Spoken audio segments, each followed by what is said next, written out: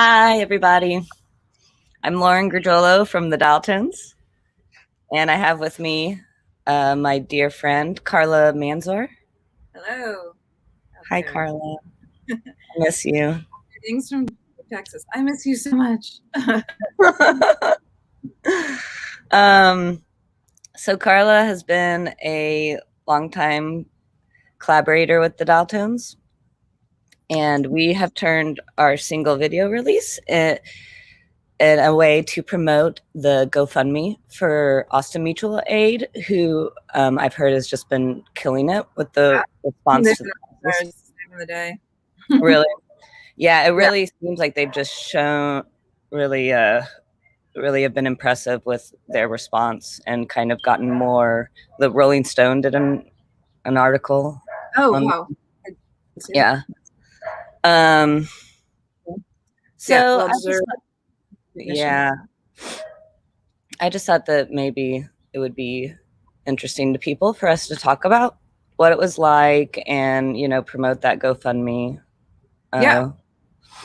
Well, Yeah, what happened to you guys? You guys are in what neighborhood in Austin? we're in Crestview, which is kind of considered north central or midtown, as they like to call it now. Mm-hmm. And I will preface by saying we were here than so many people. So, as Yeah. as awful as it was, or we're always aware that there were people, in much worse situations. But so we were actually lucky that we did not lose power as much as other people. Like we started out like we didn't lose it into the situation. Oh, really? And yeah, and so we have some propane heaters that are rated for indoor use that Oh. the reasons, like Thomas said, for events. And we kind of had those on standby because we had to give one to the people in our rental, our Airbnb. If the power went out, we always had to take care of them. But we had an extra one that we lent out to neighbors that did not have the power. So we were okay for a while. Oh, But then wow. So what you just connected it to like a like a stove for camping or something, like a burner to heat up the house? It's propane powered, so it's like it's like a little, it's about this big. Mm-hmm. Heater. Yeah, and it's not awesome. Like you're supposed to keep a ventilation going while you're using it because of carbon monoxide issues, which there were a lot of apparently. Oh, God. Yeah. So it wasn't awesome because you're supposed to, to keep the heat in your house, you're supposed to seal everything up. So as soon as we lost power, actually, super early one morning, Thomas went and like put tape around all the doors and windows. Oh, really? He put bubble wrap or blankets, and that actually, really helped. So we basically sealed one room, the inner living room, kitchen area, and then he started boiling water on our, we have our like Dutch oven, cast iron ovens. He started just boiling water on the stove because that's supposed to help keep Keep the house warm. Yeah. And we went. This is when it's like 0, right? Yeah. So that night, it was going down to basically, close to 0, or at least it's supposed to feel like 0. But we got our camping gear ready and basically built the tent inside our house. And as you've seen our living room, the house is not big. The tent, literally, if it was any bigger, it would not have fit. And so we couldn't even walk like around the tent. You're like crawling over the couch. Yeah. So it was kind of funny to try and fit that in and build it up. And did the tent actually create more warmth? It did. It was amazing. I highly recommend that in people's pockets. Most people I know go camping and have tents. So that really, really helped. I mean, if you think about it, that's what it's meant to do, when you're out in the elements. And basically we were out in the elements, And I'm sure it's like once you're in there, your body heat is trapped and it's a smaller space in your house. Exactly. So, yeah. If you don't have a tent, they were saying, okay, build like blanket forts, or I saw a picture of somebody put a big table over their bed, or over their mattress, and then put blankets around that to kind of help keep their kids warm on the bed. So it's basically Wow. uh, That's actually pretty awesome. yeah, Wow. the ingenuity, was like cool to see. But What is it uh, like when you're reacting in that moment? It's like, are you thinking? Are you just moving? Are you? okay, so basically, while we had power, we're keeping track of everything, and we know that we're probably going to lose power at some point, and we're just so that night actually, I kept waking up and looking at. We have this little light on one of our outlets, in our room, and I just would look at the light and see if it was, and when it was not on, and it was really early on, and Thomas had already gotten up, and I could hear him taping up, everything in the living room, but because you guys were still expecting the rolling blackouts at this point, right? So you were like thinking that it was going to go on and off. Yeah, well, at this point we were aware. Like my brother had already had like 2 days of no power. Okay. So this is pretty far in. Yeah. Yeah. And luckily, like they have a fireplace, and so they just huddled around that. We don't have a fireplace, but that's definitely a good thing to have.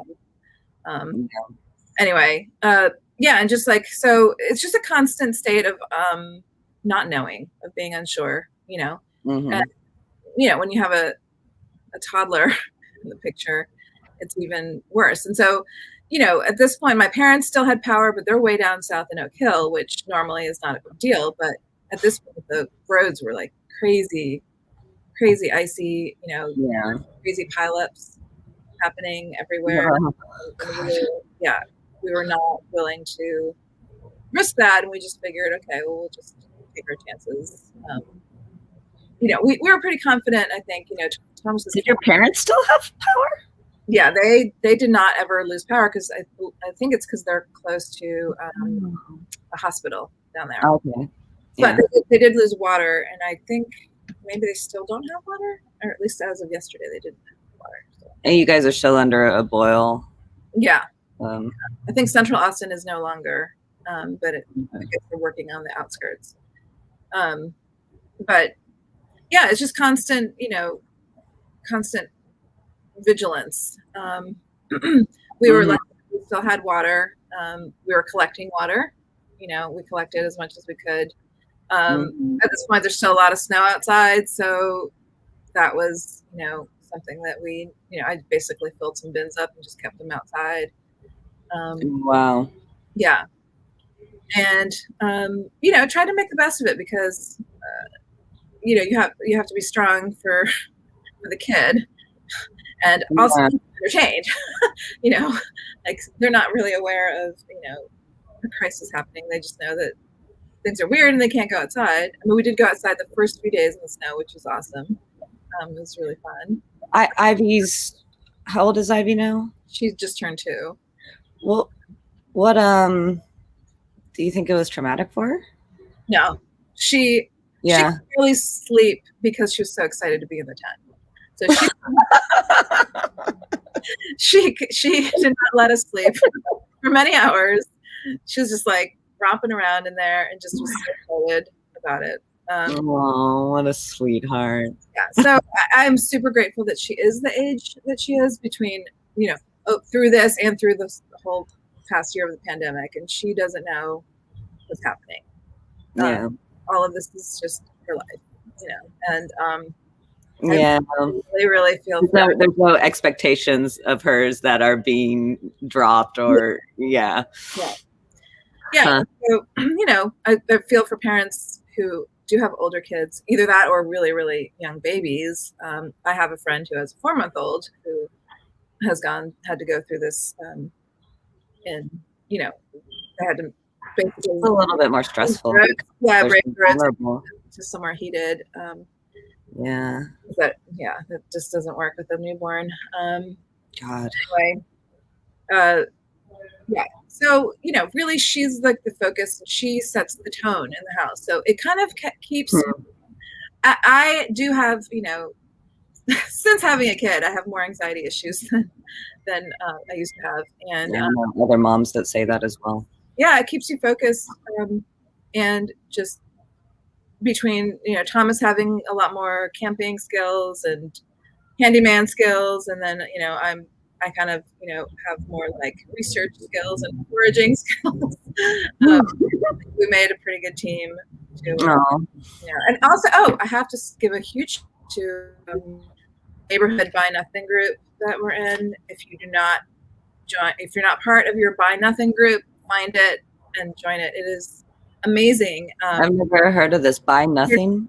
It's called Buy Nothing. Yeah, it's like a nationwide movement, or maybe it's worldwide. I don't know, but it's basically a neighborhood group that is meant to, kind of promote recycling, reuse, giving, basically free giving, free receiving, like no expectations, no trades. Yeah, just wanting to not burden the earth with trash. Yeah. And so, I mean, it has been amazing to see. Like, I knew that that was a huge comfort, because I could see quickly that like nobody was going to go without, nobody was going to, nobody in that. Someone needed a blanket. Someone could get a blanket. Yeah. Exactly. And kind of like how you gave your neighbors the propane tank. Yes, yeah. Exactly. There are people offering their own, like they would just say, come into my house. Like they would just kind of set up a room where people can just go and warm up or charge their devices, whatever. It makes me want to cry. Yeah, like the beverage.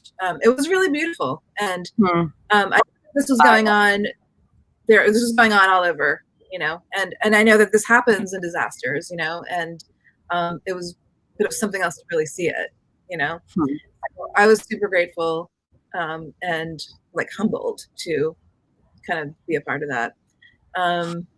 That's so beautiful. Finally, when the roads were okay, but a lot of people still didn't have water, I ventured to the store to find Ivy still drinks formula. It's not totally crucial for her, but she's kind of addicted to it at this point.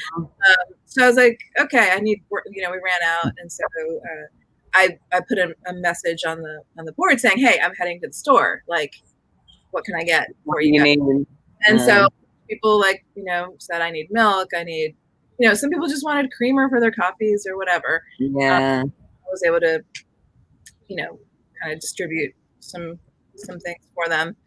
They did only have they had a 2 milk maximum. So I had to kind of figure that out. The cashier, totally, totally hooked me up and gave me free milk. Against the rules. Meet my new neighbor, Penelope. Yeah, she's beautiful. She's a beautiful dog. So the Buy Nothing, is it kind of organized by location so you can talk to your neighbors really easily? Yes, it's very local. So for when I joined, it was kind of a bigger area, but as more people join, I think they cap it at, I don't know what they cap it at, but as more people join, then they split up into smaller and smaller groups, so that it's super localized. Yeah. How smart. Any information you need, does anyone, Thomas was like, can anyone see what it looks like on Lamar?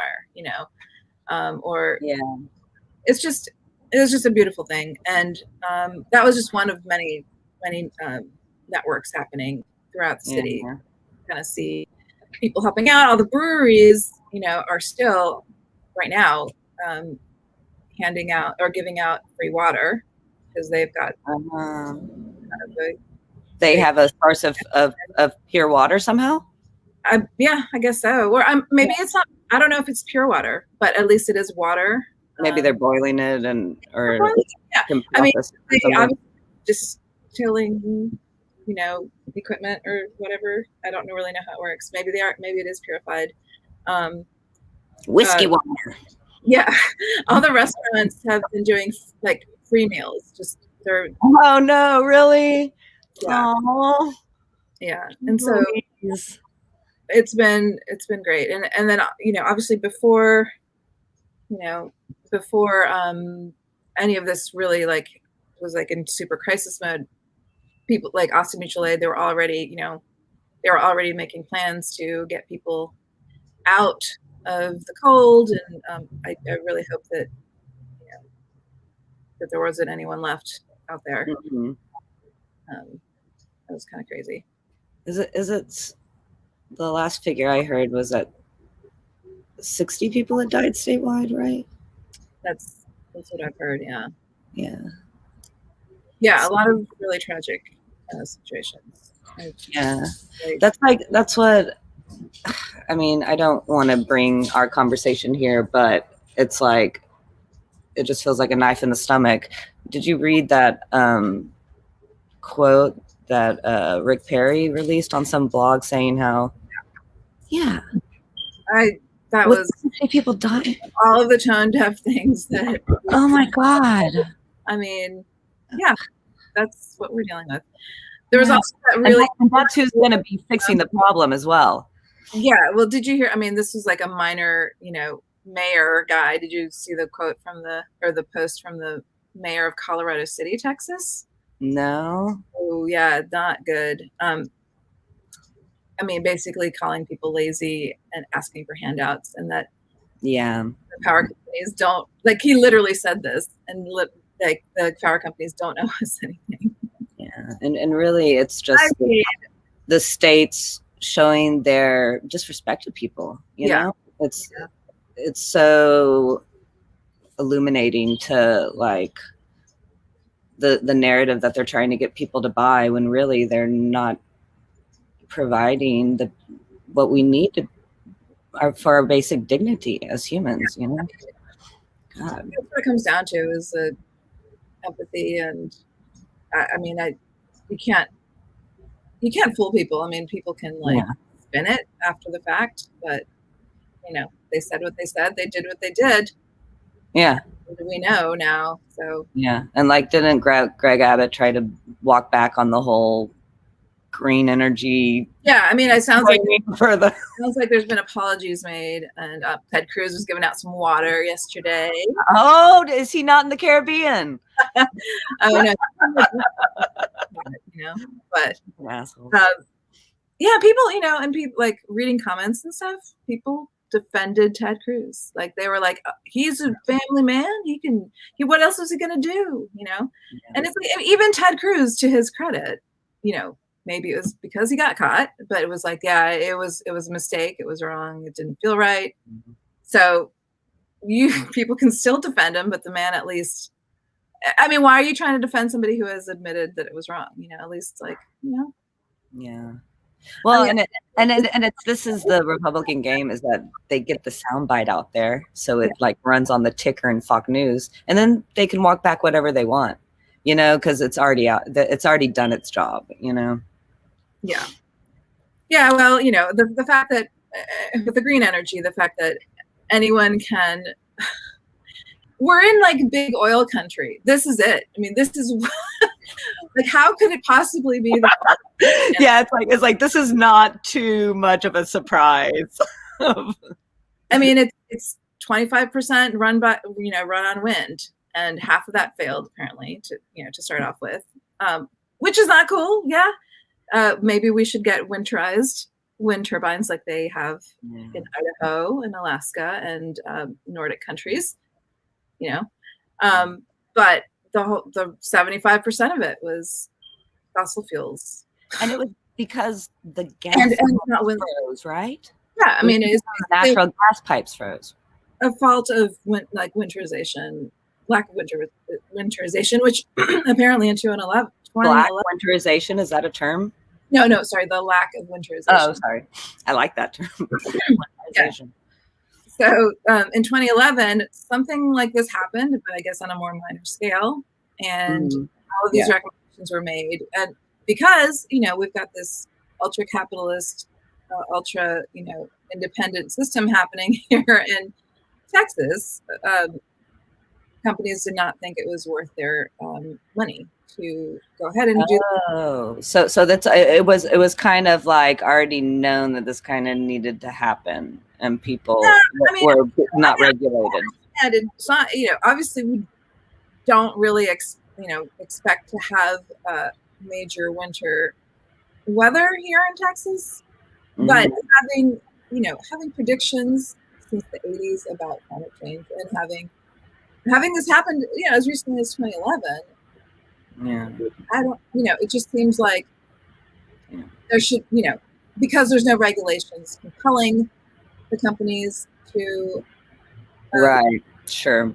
winterize or to update and do the required maintenance, then of course they're not going to do it because it doesn't. Profit is the moral imperative. Yeah. And it kind of goes back to this false narrative that climate change isn't real, so why prepare for it? Yeah. Um, Exactly. I mean, yeah. So it's like well, this is why you prepare for it because people die. See how cold it is? There's no global warming. I'm sure that's been said. Yeah, and I've heard that they're just now trying to get a little bit more specific about why these Arctic blasts are happening and how that is related. Yeah. But it's like, I don't know, you're not going to tell the weather how to behave. Yeah. Or, you know what I mean? It's like, unless you have a Jewish space laser.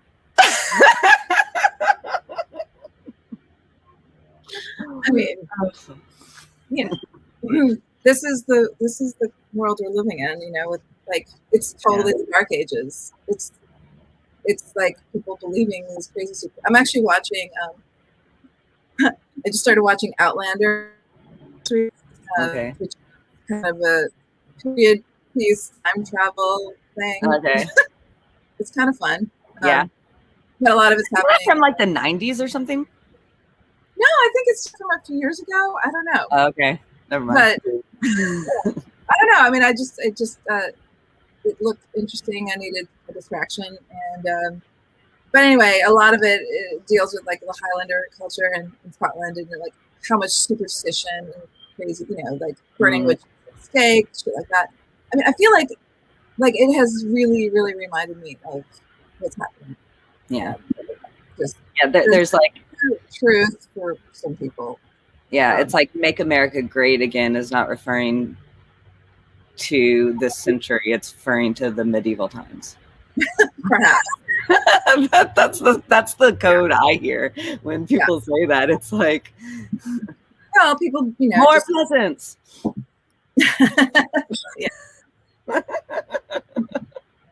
Less thought and books. Which are like now lizard people and Bill Gates, Democrats who eat babies. Those are the witches now. And yeah, it's amazing to see. I feel like we're just at the beginning of seeing the capabilities of the internet and what its societal influences. And I think we're really just seeing that come into its own. Yeah, well, we're now seeing like the really bad, the dark side of it. Yeah. And we've all experienced like the great side of it, yeah. And it's obviously it's problematic in a lot of ways. The companies that run, the social media and all of that. Yeah, it's grown in such a deregulated way. But just the misinformation that's happening, it's hard to know exactly where it comes from, but we do know wherever it is coming from, it is spreading. Like it spreads like wildfire. People are just happy to believe and pass on anything that will confirm. Their narrative. It's so amazing. It's just like, to jump subjects. It's Erica and I were in Oregon right when the fires hit, and we spent like a week indoors. I was like sleeping with a face mask, and I would wake up and you could see smoke rings from where I was breathing, and then it's just like we get dumped into this like winter. Yeah, from what Isabel I like called Snowmageddon in Texas, which is completely unequipped to handle. Like, it's like, this is, I mean, your post, I thought, sound really kind of, I don't know, hit the tone. Yeah, well, it's been interesting to have this happen after a year of pandemic, Mm-hmm. In one way, I feel a little bit more prepared, both physically and mentally, to have gone through it. We still had some, provisions like dry goods stashed and stuff like Right. that. And also just mentally, obviously, like I've been on edge, in sort of like a feeling insecure, basically, about democracy or health or so many things already Mm-hmm. this past year, that Yeah. it And you see it through the eyes of a wasn't a new child as well. feeling. Yeah, it wasn't a new feeling to be feel insecure. And I mean, I Mm-hmm. realize these are all things that people, in third world countries go through on a daily basis. It's just a life, and it's just gives you a really new perspective on all of that. Empathy. Um, but it's just amazing that we're in the United States going through this. Who's, you Yeah. know, Yeah. I mean, It really makes you realize how, yeah, you got coup, you got what we have. It's so easy to take it for granted. you got blackouts, bad water, pandemic, disease. It's just all of it is. But I have to say, it's just another layer of what we've been dealing with. And like I said, I think now that we're getting through this crisis, at least here in Texas, we can. It was already starting to feel like we were kind of unraveling, this like rotten onion, you Mm, know, and like vaccines were happening. The infection rates are going down, I believe, with yeah. COVID. Things are feeling a little bit more, like approaching normal. Yeah. Um, and now at least we can get back to that. And it was like, oh, okay, we're over this, but we're still in a pandemic. Yeah. So it's just like, yeah, we just hit Yeah. the underneath layer of crisis that we were still in. Um, but I think, like I mentioned with the Blind Nothing group, it's all of this is testing people and kind of crystallizing, everyone's good qualities, and community, and kind of crystallizing what's important to people, Yeah.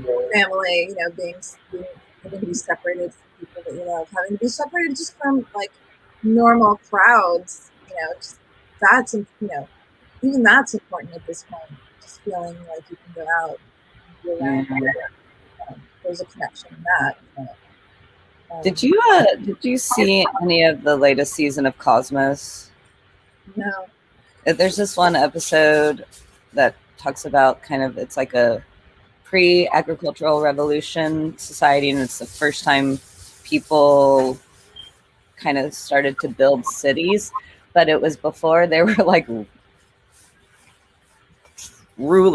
people yeah, on top. And so it was like maybe you were weaker than someone or didn't produce as much food, but it didn't matter. Everyone got fed the same. Everyone pulled their resources, and it was kind of before this have and have not um, power dynamic right, like started, and you kind of go and you actually see ruins of how people used to live like that in yeah, this episode, and it's like really inspiring and beautiful. And when you're talking about the buy nothing, it's like it's still a part of us. That's how we yeah. started out, I you think know. it really is, and you know, I don't, I just don't understand I guess kind of the mentality that forms the basis of capitalism, and how um, profit is like not just like a cool thing. It's like a moral imperative, and how it's a moral good, and poverty is a personal good. Um, Mm-hmm. and kind of spurring this you know sense of like everyone, each man for himself. And I don't quite understand how that's become so prevalent. I don't know. I just feel like you said, I feel like it's a we're like this place for animal, you know. Mm-hmm. And you would think, I don't know, I'm just being naive, obviously. Yeah, but again, yeah, like I'm seeing it, I see it, but Yeah. I'm also in a very like-minded community. I know that all kinds of people pull together, regardless of politics in a crisis. So Yeah, it's like when there, when when you you when know, you get pushed to it, that yeah, stuff doesn't matter. right, Yeah, yeah, yeah.